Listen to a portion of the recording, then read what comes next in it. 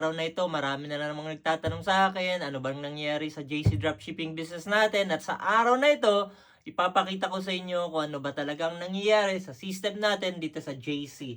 Ayan, so sa negosyo natin, cut off ngayon at syempre pagka cut off, makikita nyo yung mga commission ninyo, ayan. So ngayong linggo, meron tayo ngayon 142,000 pesos, pwede mo nang i-encash yan. At the same time, ayan, pwede na ulit tayong kumuha ng ating reward incentive. So ngayong linggo, meron tayong mga luxury shopping. So, pipili tayo kung anong pwede natin kunin dyan. Pwede tayo ng Louis Vuitton, pwede Dior, pwede ng Gucci, pwede ng mga bags, ayan. Or pwede rin ng mga t-shirts, sapatos, ayan. Pwede mga Louis Vuitton na sapatos. Or kaya pwede rin MacBook Air, pwedeng iPad Pro, pwedeng ito, iPhone. Ayan o, pwede iPhone Pro Max. Ayan o, pwede na. Pero syempre, dahil sa ang gusto ng asawa ko ay Z Fold, ito, mas mahal. Z Fold, yan naman yung kukunin natin. Ayan. So, i-avail natin yan.